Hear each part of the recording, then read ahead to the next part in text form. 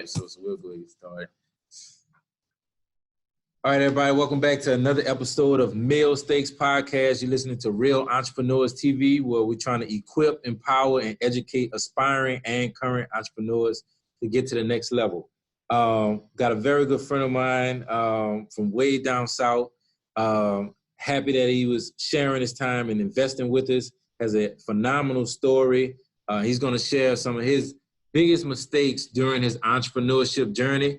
He's going to share with us what it looked like before he accomplished things he accomplished in his career and what his future would look like. But most importantly, learning the mistakes that he made to make sure that we don't make the same mistakes, or if we have already, a different way to apply solutions to those mistakes. So without further ado, how you doing, bro?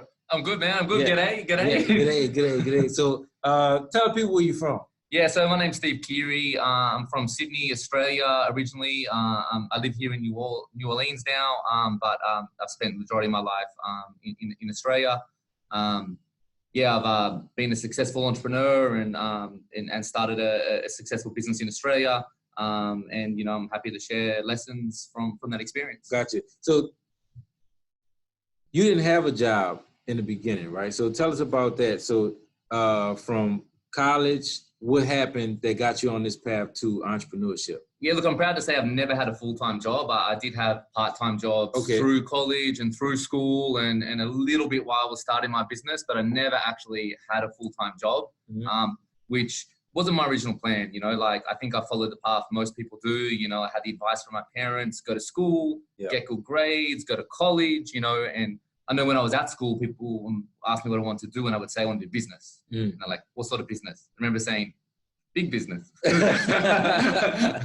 was, I didn't really know, but I did like business, right? So I went and I studied firstly economics, and then so I love economics, and I spent a year studying it, and but it wasn't as practical to me, so I wanted to do marketing. So I transferred into marketing in my second year, but I did keep. I would need to do 3 years anyway, so I actually got a double major in economics and marketing because I just love that stuff, right? What you mean by it wasn't practical? So for the college senior that's in business or the high school senior that wants to go into business, how is marketing more practical and from your perspective? Yeah, well, look, I mean, economics. I just didn't think there was a lot of rich economists. But I mean that's wrong. I mean, you can get into stocks and investment banking, and there's plenty you can do. But for me, just marketing resonated. I really liked marketing. So I think I probably more just for me was more practical. I could see myself, working for like Coca-Cola or some of these big companies and promoting the products, and that's the path I thought I was on. Okay. But it changed. Yeah. And I remember the time it changed, right? So I was working at Kmart at that time in Australia, similar to Walmart here, and just one of my co-workers mentioned the book Rich Dad Poor Dad, right? Man. And I think a lot of entrepreneurs share this same seed, right? So he mentioned it. I didn't think too much of it, right? But then the next week, one of my best friends said to me, "Hey man, I got this ticket to this Robert Kiyosaki. You heard of him?" And I'm like, "Yeah, I heard of him. Could have just heard of him the week before." Yeah. Wow. And his girlfriend actually was they were promoters of Robert Kiyosaki in Australia. And this is in 2000, so sort of earlier days of Robert Kiyosaki. Okay. So I went to, it was one of those, it was just a one-day event. It wasn't one of these big seminars, right? And literally blew my mind. Like that day just opened up everything to me, talking about, the cash flow quadrant, being on the right side, being a business owner and investor. And he talked about the context just changed for me. And I just started consuming all this information. So, and I don't know, I want to make sure, because I think everyone says Rich Dad Poor Dad started them, right? Yeah. I think it's really common. So if you haven't read it, read it.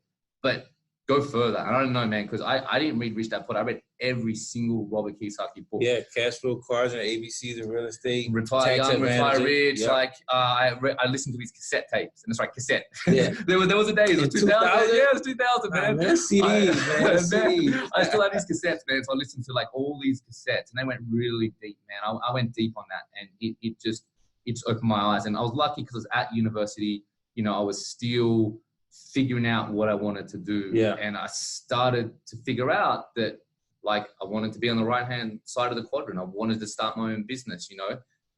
And also it didn't, for me, stuff didn't relate. Like I was learning about marketing, you know, 4 Ps, product placement, price, all that stuff, right? And, but it wasn't practical, right? I couldn't relate to a smaller business. You know, I couldn't relate to like entrepreneurs starting up, because it was more, that's relevant for Coke and the big businesses. But when you're starting out, like it's not as practical. So I started to read a lot of stuff on direct response marketing, you know, Jay Abrahams, Peter Sun, you know, that was Dan Kennedy. Yeah. Much more like, you know, and their whole philosophy was marketing and salesmanship in print, you know? So I got a lot into that. Robert Kiyosaki, again, you know, a lot of things came from his teachings. He also said, you know, if you want to succeed in business, learn sales. So I started to do some sales jobs. You know, first I did debt collection, which was sort of my first step. It wasn't proper sales, but it was halfway there. Just I did that for Citibank, and then but then I started doing sales jobs. And I learned how to sell. Did a lot of telephone sales, and I became really good at that.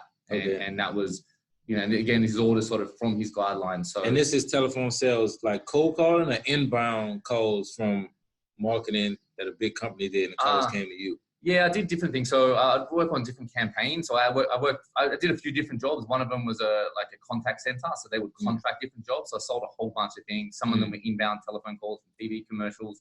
I sold a lot of Time Life products, like cassette tapes, CDs, videos. Did a bunch of, I sold hotel memberships. It was probably where I learned the most, actually. Sold Hilton Hotel memberships. Did a lot of cold calling on that. And I had some really good sales training. I had a very good sales coach there. I learned a lot. Stole a lot of that. When I went forward, I really used a lot of those models when I trained my own salespeople. So, you know, I took my job to build skills, you know, as a part-time while I was studying at university. Good stuff. Okay, so what's next?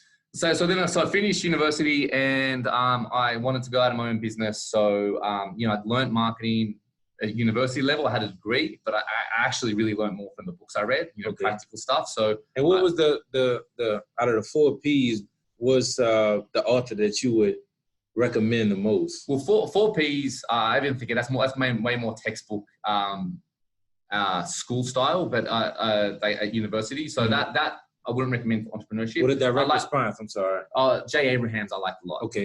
Jay Abrahams was really influential for me. And there's a guy, Peter Sun. He's a smaller guy. He's in Australia. But S-U-N or S-O-N? S-U-N. Okay, Peter Sun. Yeah, so he used a lot of, he wasn't the initial guru. He used a lot of stuff from the Jay Abrahams, etc. But I met him. I bought some of his products. He did a little bit of training with me. So I learned a lot from him. We'll put it in the notes. Yeah.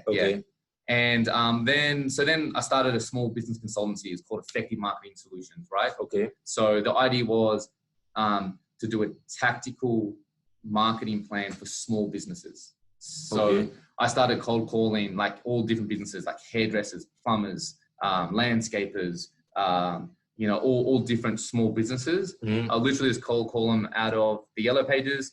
I would tell them if they could spend 45 minutes with me and I could show them a way to double their business, would that be worth their time?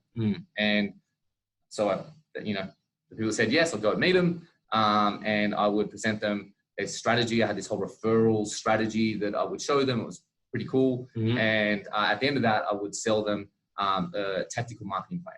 So I would get in their business. I'd review all the marketing they do. I would do copywriting, write on brochures, websites, and the likes, and just help them grow and market their business. Yeah, good stuff.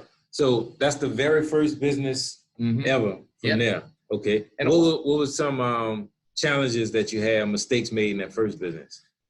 Well, I think the model wasn't great in that it wasn't that scalable. So it was very dependent on myself, right? And because there was a tactical marketing plan, like we needed to like get inside that business, and so you needed to spend time, you know. So it took a bunch of time, right? And I just don't think that model was that scalable. I mean, I could have hired more consultants, etc., but it wasn't a great model, and so I ended up sort of morphing. My business is I sort of did 3. I just sort of did 2 and I merged with another one, and they sort of all built on each other. But I was just trying to find a model that was really a true business. Because to be honest, you know, I was probably more self-employed. You know, it was my own business, and I was sort of moving towards that side. So you were on the S side of the quadrant. I really, in reality, you know, I was on the S side of the quadrant. Exactly. Yeah. Gotcha. And that's the cash flow quadrant that he's talking about. Robert Kiyosaki has a book where one side is the self-employed and the employee, and the other side is the business owner and the investor. And he encourages people to try to stay on the B and the I side, because that's where real wealth is built and riches are earned. So if you had to pick, talking back to your younger self, say, Steve, what mistake that you would tell him in that first business not to make? Yeah, I think just think through the model and think through how you can scale it. I was probably too short-sighted in, you know, I was just trying to make some money, and I did, you know, and I made some decent money. But to be honest, the model wasn't that thought through, and it wasn't a scalable business. You know, it wasn't going to be something that I could build to be, you know, a multi-million-dollar business. I wouldn't be able to sell it, you know. So starting with the end in mind, 100%. Overlooking, starting what this looks like, if it does hit the ceiling, how far could it go? 100%. Okay.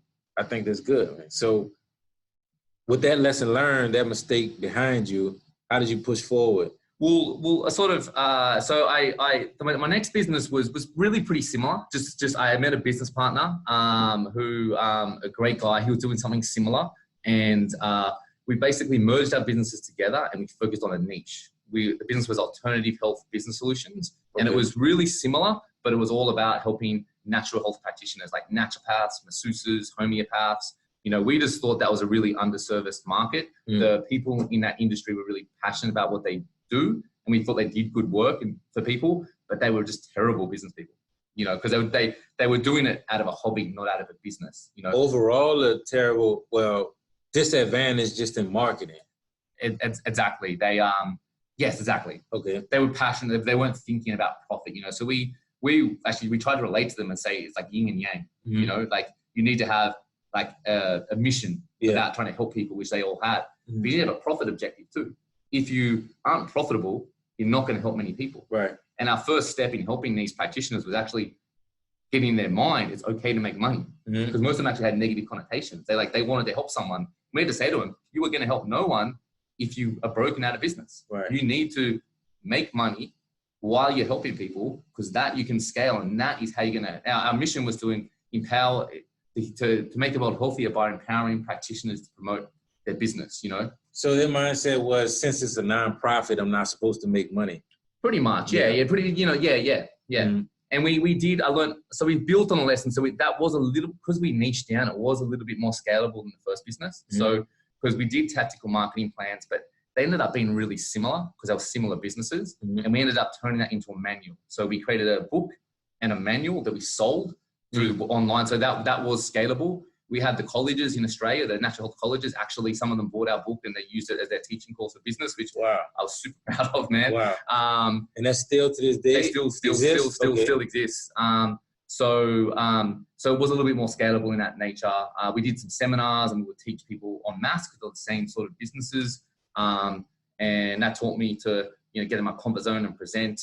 So that was better. But it sort of led us to our next business, right? So, you know, online was popular. We started getting out. We found this small website. It was a small website at the time. Natural therapy pages had like 400 therapists on it, and you know, I started speaking to the owner, right? About, you know, I messaged him and he called me back straight away. I'm like, okay. And I said, we have this book. We want to sell the book to your therapist. And he's like, cool, you know, come meet me. So I went to meet him, and literally I thought I was in the wrong place. I couldn't find him because he's in like a service station, like a car shop. And I called him like, where are you? And he's like, and he was in there. That was his dad's business, and he had a little office in the back, right? I want to sell a book. We had this whole thing. He's like, hey, we'll have it. You give away a chapter for free, and then you could sell it. And we sort of negotiated that out. But it was just a really serendipitous meeting, because he had another guy in the room who was like, had his back to me because they shared the same office. And the guy asked me, do you do any other industries? And I said, we really only do natural therapies, but we did have this deal with a hardware company. So a hardware company hired us to do seminars for their contractors, their builders, etc. Because But we pitched them earlier, like, hey, if you train them how to market themselves, they're going to buy more products from you. So I said, hey, we sort of have this deal too. And the guy behind turned around and goes, what? I'm writing a business plan for home improvement pages, which is about contractors. So it was this real just interesting meeting where we just really aligned with these guys. So we sort of worked separately. They were partners or just in the same room at the same time? They weren't officially partners then. They were actually childhood friends. And the guy, Robbie, doing the business plan for home improvements, he was a CPA. He helped David with the natural therapy business. He's accounting, and he liked the model and wanted to do it for another industry. So it was a separate business, but they were sort of using the same model. They had separate entities, but it was using the same platform. So we sort of worked together on things for a while, but as separate businesses. So their two businesses were separate. They ended up merging after a little while. So they became one business that had the home improvements and the natural therapies. And we would attend expos together, because for us, we would show the therapists how to write good copy for their webpage, and they would get more calls, right? And so our therapists loved us for putting them on natural therapy pages, but obviously natural therapy pages loved us too, because if you have a web page with not much information or not quality marketing, you drive traffic all day long, but it doesn't convert, right? So there's a lot of synergies in how we did it. And after about a year and a half of sort of working as separate entities, we just realized that it would be more powerful together. Because my background was sales and marketing. And, you know, one of my other partners, we became partners, he was the tech guy. And then the other guy was an accountant. And so it was just a really good mix of complementary skills. We got along. They were struggling to scale up their sales team. They had, you know, the accountant was actually a really good salesperson because he sold his product. It was his business. He had no idea what he was doing. He wasn't, there was nothing technical about it. He was just passionate. So he couldn't scale up training a sales force. He could just sell for himself. Exactly. And he had a few and they were doing okay, but I ended up coming in and I firstly, and this is probably not a mistake, but this is probably a really good lesson, right? I knew at that point, I walked in that door, I knew how to double that team straight away. Like I just had so many ideas, there were so many opportunities to fix the sales team. There was a few salespeople there, but I didn't make any recommendations for a month. I literally just sat, I listened, I absorbed everything that was currently going on, right? Because I think you need to learn how something works before you pull it apart. That's true. I think some of the people are too quick. They want to come in and go, hey, let's change this. Dude, I knew the things to change. But you need to know why it's being done so you know the effect when you change it. So I literally spent like a month. I just learned everything about how it currently operated. And at this point, you severed the other business to the home, to the healthcare and the hardware? We merged it all together. So we all became one entity. So Alternative Health Business Solutions we had an umbrella company. It was called V Technologies at the time. It's now called High Pages Group. And underneath it, we had the natural therapy pages business. We had the home improvement pages. So they're both online directories. And we had Alternative Health Business Solutions. Gotcha. So we're moving forward, and that's good. So that first mistake in business was not starting with the end in mind. So pretty sure when you move to the next business, you capitalize on making that mistake. So the second go around with the healthcare prior to getting together with the hardware, were there any mistakes made during that time period? I'll tell you, I learned one really good lesson, right? So when we wanted to go, because obviously you have to bring our companies together, and there's a whole conversation around valuations, what shareholdings, etc. And we put a little bit of money into it as well, you know, because we wanted a high percentage, and the websites were making more revenue than the Alternative Health Business, our business, right?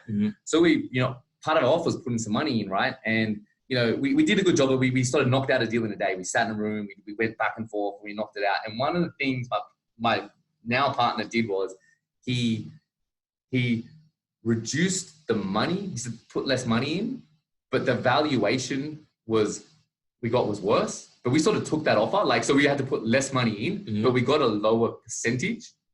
Whereas I should have put all the money in. That was a really smart move by him, by making us putting less money, but just the valuation wasn't as high. So I think he did a really good job negotiating that, and we were on the wrong side of that. Yeah. So what was his expectation for that strategy that didn't work? He just was able to like take less money, but just not get as much dilution for his business. So I think that was a really smart move. So we gave up a little bit of percentage in that, which I would love to have back right now. And when you say percentage, you mean equity? Equity, yeah. Okay. And this is the business that exists now, or you talking about that was the mistake made? So this business exists now. Okay. We literally, I'm not operational anymore, but I haven't been operational for 2 years. But it's, we appointed Goldman Sachs to IPO it at the end of the year is the expectation. I just don't know what's happening with coronavirus. We'll see how that plays out. But expectation is that we'll IPO at the end of the year, which again goes back to Robert Kiyosaki. He said, you make money, if you sell shares without buying them, that's how you make money. Sell shares without buying them. And his point so since you guys didn't put money in, that's what we created those shares. Those shares, like those shares were thin air. You know, those shares, you know, the shares that we sell, and we've sold them. I've sold some of them. You know, we've had News Corp investing in us. We've had other investors. So we've raised a bunch of money, and I pulled out a bunch of money. And those shares, like I didn't buy them. You know, like we invented them. We made them.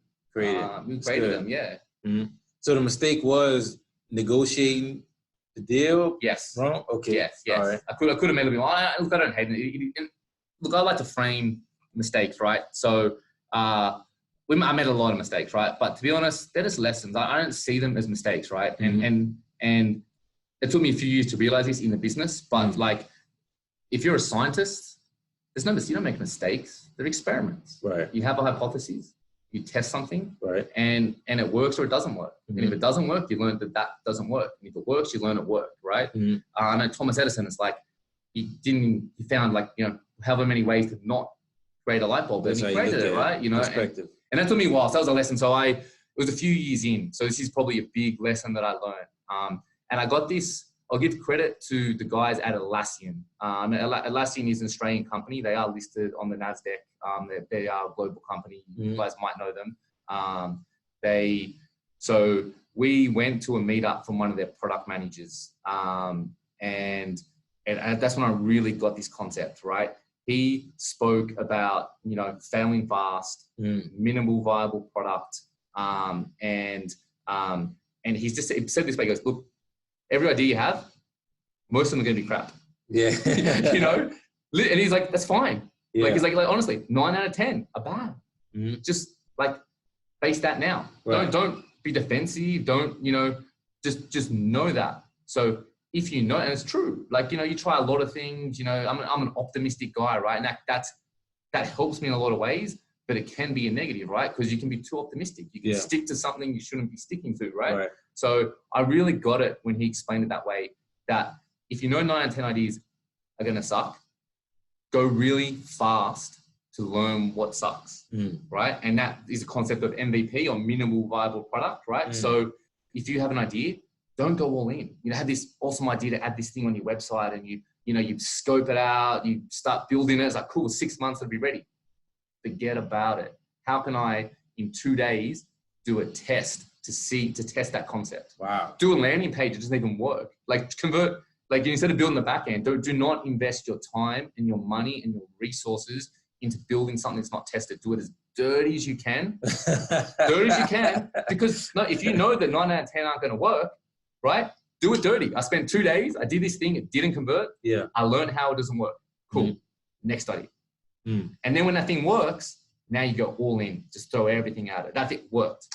Cool. Let's go. Build it out. Scope it out. Like, and that way you're being efficient in how you're deploying your resources. Yeah, man. I'm gonna take that and apply it. That's good. So moving forward, we just formed this partnership now. What's the new business called? So at the time, the parent company is V Technologies. I'll say High Pages Group. It's High Pages Group now. So, well, I think something I did right, because I had the whole natural therapies background, and natural therapy site at the time was really strong. Like that just, it resonated really well. And what are natural therapies? It's like herbal medicine, acupuncture, you know, like all sorts of natural remedies, not traditional doctors, right? And that industry is pretty underserved. They loved the site that we had. It worked, right? So it was a really good business. And the problem was, it was a really good business. So all the resources were thrown towards that business. Yeah. Anyone that was a good salesperson went to that business because the home improvements was only just starting. They're like builders, contractors, plumbers, right? And they tell you stuff. They tell you get lost when you call on the phone, and not in that nicer way, right? Like so it was a harder market, but the bigger market. But when I joined the company, even though I was a natural therapy guy, I recognized that the home improvements needed the natural didn't need that much work. Home improvements needed the work, and so I really threw myself into that side of the business. And what year is this? So this would be 2006, 2007. Okay. Yeah. So and we really scaled up. So we proved the concept of selling the high pages, and we went and we raised some money. So we basically looked at our models, right? And it was like we had a whole process. We didn't make money in our first year of a customer. So the lifetime value of the customer, it cost us. We put them on a free trial. We sold them after 30 days. They paid for a year of advertising, but we didn't really make money on that first sale. When we renewed them, we made money because they was really easy to renew. You could do it on volume. How did you guys apply the MVP before you switched gears and went all in? Well, to be honest, at that point, we weren't doing the MVP, right? So the MVP took a couple of years. That's a mistake, right? Like, so that's a mistake, right? So at this point, there wasn't the MVP, but what we did recognize was that the renewal business was super profitable. We had a whole, one of my partners was a financial guy, right? So we could model out how we'd make money, how we'd grow, right? But it was just slow, right? So, but we went, hey, if we could invest more money and hire more salespeople, because at this point, sales really drove everything. So if we could hire more salespeople, we'll just bring all that revenue forward. But we needed money to do that. So we went out and we raised some money, which wasn't easy to do in Australia. Australia is not as sophisticated as America. It's better now, but it wasn't easy in those times.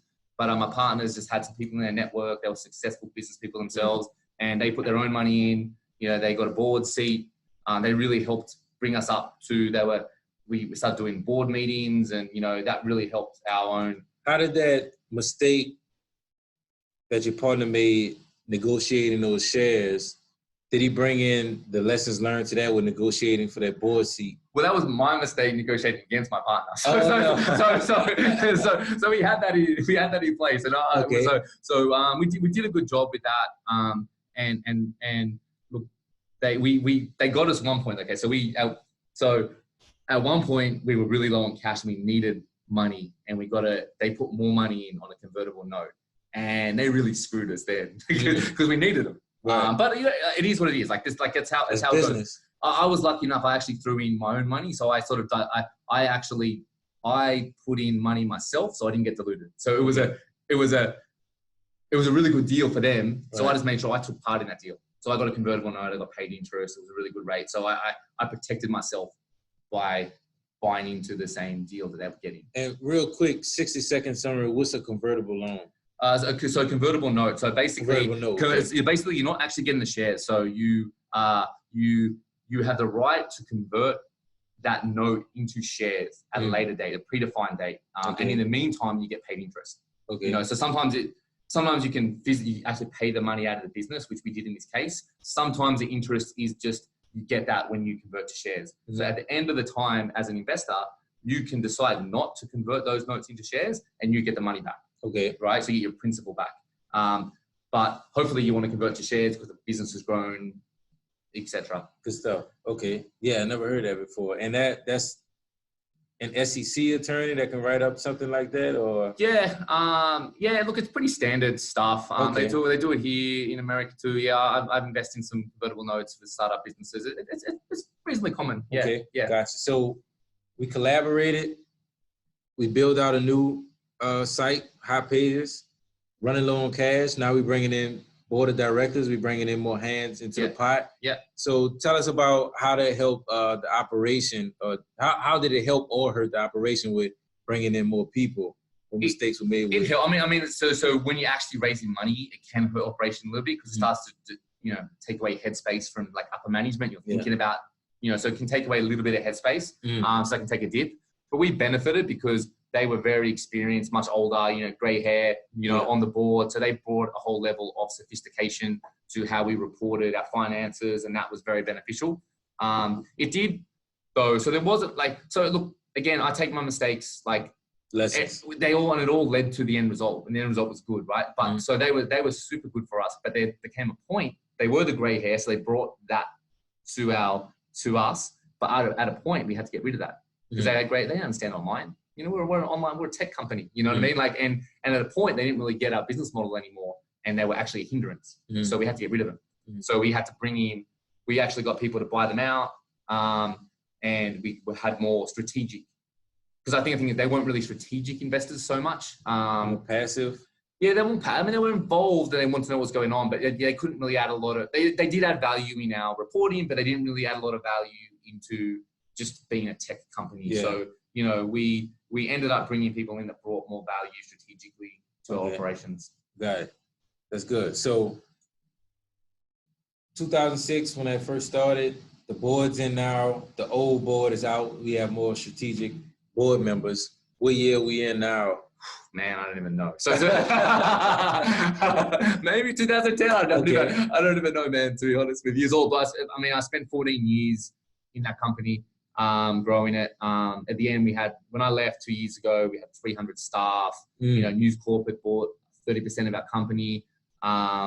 You know, we're a big operation. And to be honest, probably too big for me at that point. And for me, it was time to go. Like, I think I found my limitations. I was a very good manager, a direct manager. So I was really good at managing people directly. I was also, I think, a really good manager of managers. So when I had managers that had direct reports, I was really good at managing that smaller team of people. Then we got to a point where I had managers who managed the managers of direct reports. I don't think I was effective in that role. I didn't, you know, I found myself wanting to like push aside the manager to get to the next level. So I think I sort of hit my limitations. We became really professional, which is what the business needed. But, you know, I like to start things. I like to, you know, it wasn't as exciting for me. And I don't think I had the same skills. When it comes to marketing, you know, we started doing, you know, we started having to do TV advertising, you know, sponsoring big programs. And that I was more the direct response type guy. So I think, you know, I learned my own limitations. And for me, it was time to go, you know, move on, let other people take it. And the business has been doing really well. What challenges you had in the management role, so that leadership role? So when it's just one report that's different, and then as you have stacking more people that report to you, or they have to report to other people that report to you. What's some pains that come along with that? We just got to get the structure right. And I think one of the lessons I did learn too, and I did this wrong for a while, is, you know, I think I hired too fast and I fired too slow. You know, so I think I was in that mode for a while. I think that's pretty common for people. And you know, being a real revenue oriented, I ran the sales and marketing, and being real sales is a real function of people that need to sell. And I would do this thing, and I thought I was being smart at the time, but I learned I actually wasn't. So where some people who are like, that person has to go, but I'm not getting rid of him yet, right? Because I'm going to start hiring. So I started like recruiting. But like he's at least making some revenue, and I didn't want to lose that. And you're optimistic.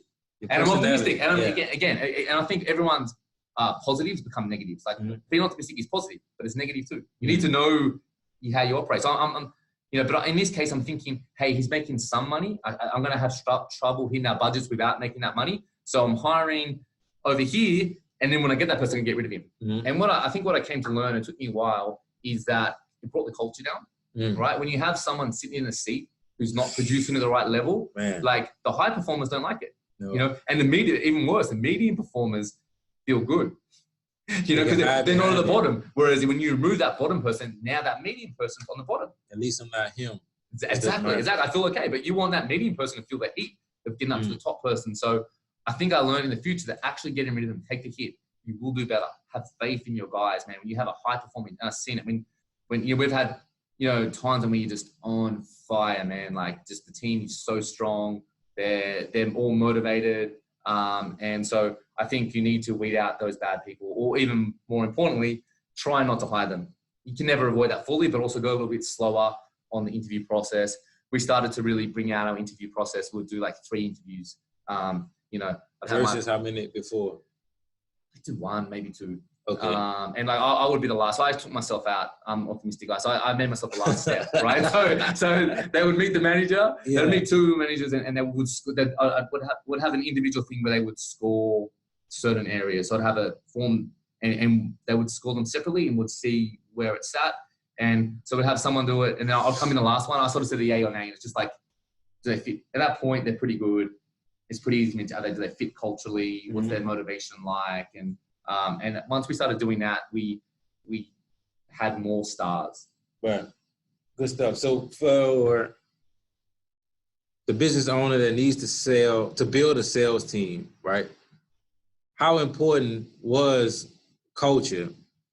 And when I say that, because we know they have salespeople that are high performers, but could still be bad apples, right? They could bring in a bunch of cash, but it comes with a bunch of baggage, right? 100%. You have an example of that, and how could you advise somebody that's building a sales team to avoid that mistake of bringing in those people or keeping them for too long? Yeah, so culture is everything. We work a lot in that culture. You need to have the right, like, I cannot speak enough for culture.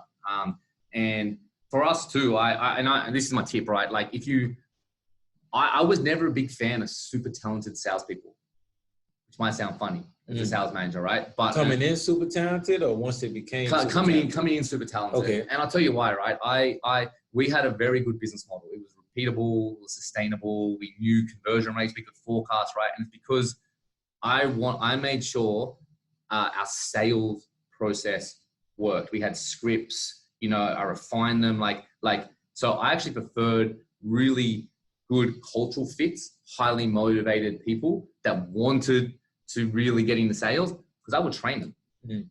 I actually preferred the motivated green person, because we knew our business, we knew our customer, we knew how to sell this stuff, right? So when you come in with a show me how to do this, they killed it. The problem with the really talented salespeople, they're like, yeah, I know this. Don't show me. I know how to sell. And I'm not saying they don't. They do. I'm not. But just, and you can. Some businesses rely on having these awesome salespeople, and that's how you make sales. But it's just not. It's not repeatable. What about when they leave? If you can take a green person and turn them into a sales superstar, then now you have a business, my friend. Now you can scale that. I didn't care if one person left. I could replace them. And that's a real business. Now we're talking about the B side of the quadrant, right? It's actually a business because it's repeatable. It has processes. It has systems. So what was the end in mind for this business? So after that first mistake with that first business, you learned that it wasn't scalable, because you really are engaged now with building out the sales force, but I'm pretty sure there's a light at the end of this tunnel. And what was the end in mind for this particular company? Well, obviously for me, we wanted companies around when our kids are old. So we always had this end goal of this, it was like a baby to us, and we wanted it to be its own entity and survive, right? So I think for us, we want to build a really strong Australian company. So that was our end goal, for the business. Okay. Personally though, obviously I want to exit it. And before that point, so for us, for me, particularly, I want liquidity at some point. And I've been able to take some liquidity out. I still have a bunch of shares, and, I'm waiting for this IPO because I'll be able to sell some shares. So there's that mix of, I think you need to wear the different hats though, because you can't just think about yourself, right? You need to think about the business, and the business has its own life. If it's a proper business, it has its own life. It's not about you. You need to build it up to be its own organism. And I think we did that. And that's the goal. And I think you need to be able to change it. You need to have a strong vision, but you also need to be able to change. And I'll share a mistake, so again, it comes back to this optimistic, sometimes you hold, my business partner, one of them was he was great, because he would point out, he sort of did this creative destruction thing. Right. What is that? Okay. His business partner, David Vitek, right? So he did this whole, he'll destroy things that, and it took me a while to get my head around it. He's like, stop doing that. Why are you still sending those emails? It's only making like $5,000 a week. It's like, yeah, but it's like that. Why am I stopping? I've got one dude doing it. Why am I stopping it? And he's like, no, and what he's getting at is, and there's that book, Good to Great, Jim Collins, and it's like good is the enemy of great, right? And so what David taught me was sometimes you need to destroy things that are good so that your resources are deployed on things that are great. And he used this analogy to me because you get stuck in doing things you're doing, right? Yeah. And it's hard to stop doing things. And he used this analogy, which has stuck with me to this day, in that, like, you're climbing this mountain, right? And you've got this backpack. And you've got all these things that you do in this backpack, and it's a weight on your shoulder. And you're trying to add more things, you're trying to grow, but it's getting heavy. You know, sometimes you need to look in your backpack and go, why is there a rock in here? Yeah. You know, why is there a sword? Like, do I need, throw it away. Right. Throw those things away. Get back on, and now it's lighter, you're moving faster. So I think you need to always evaluate your business and your model and change it. We changed a few times. We had a few significant changes. There's this whole concept of the S curve. I forget where that comes from, but you have this high level of growth, like a big S, but you get towards the top and it becomes harder. And we did that when we started with our sales teams. We got in a BRW, it's a Business Review Weekly. It's like Australian big magazine. We're in the Fast Starters. We're in a Fast 100. All these companies that are fast growing. And we had a lot of success in those early days based on our sales teams on the phone, pounding the phone, selling. But then what David pointed out was like, dude, we can't keep going at this rate. We're going to have a whole building full of salespeople. It's not sustainable. We need to change our model, you know, and that's the end of that S. So you need to, but you don't want to wait till the end. So we're killing it. We're doing really well. But start working on that next S, that next growth curve before you hit the end. And that's what he did well. And I've taken that lesson on board a lot. So, so we will start destroying, we'll still start going. He had enough vision to go, now let's start building this new thing. And we changed our models a lot. You know, we got a lot more automated. You know, we changed so it wasn't as just dependent on the telephone calls. We made money automatically. You know, we changed the way we charge customers. And we made a lot of changes throughout the years. And I think that's important. If your business looks the same in 10 years, you know, you're probably Kodak and you're out of business. You know what I'm saying? Toys R Us. Exactly. Right. So before we wrap up, how do you approach that change now? What lessons did you learn with how to approach that change? Because we know, like you said, if a business doesn't change, it will die. We see it with the big corporations, the Kodaks and the Toys R Us, but there still is an art to embracing and leaning into that change. So from your perspective, what mistakes were made during that change, and how did you learn to moving forward? Yeah, I think a lot of those mistakes are people related. And there's a whole, like, you can read a lot about change management and how to manage that. So I think probably in the first times we did it, we created a lot of problems with our staff, right? Because it's hard if you're doing something and all of a sudden we come to the realization we need to change. You know, let's go, let's do this. But your staff are like, what the hell? like, what are you talking? Like, you need to get them on board. So, and I made those mistakes. We've had people, you know, angry, upset, you know, confused.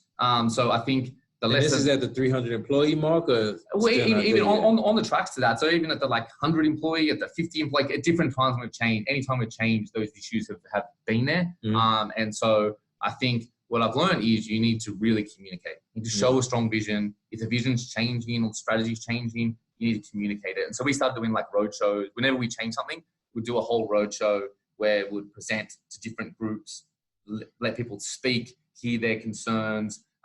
You need to manage that with people. You know, even if it makes sense to you and you get it, and the business needs to change, you need to bring the staff on that journey.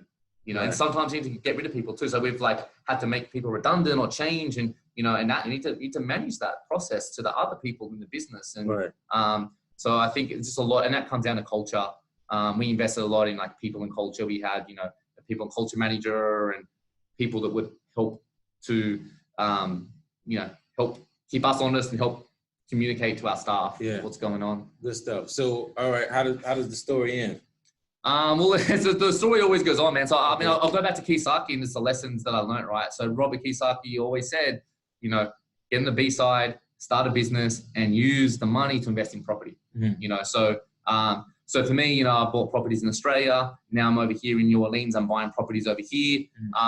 So, you know, I really enjoy that. So, you know, I'm just trying to build passive income, you know, build a portfolio of rental properties, keep going. You know, I still invest in some startups. You know, I'm part of the angel network here, and You know, I make a few investments in startups, mainly just because I like to touch that space. I love that passion. Yeah. To be honest, I don't want to do that again. Yeah. It's maybe I will at one point, but at this point, it's a lot of work. I wouldn't want to start something from scratch, but I like to speak to people, see people that are in that space. Yeah. You know, because I love to see that passion and drive. Good stuff. So, for the audience that has a startup idea or any other resources that can help you out, how can people get in touch with Probably LinkedIn is the best way to reach me. Okay. We can post it in the show notes, or you know, on LinkedIn, I'm Stephen Keighery, which is STEPHEN, and then KEIGHERY. Yeah, connect to me on LinkedIn. I'm happy to chat. Yeah. Good stuff, man. Well, this is the Mill Stakes Podcast. Thank you guys for listening.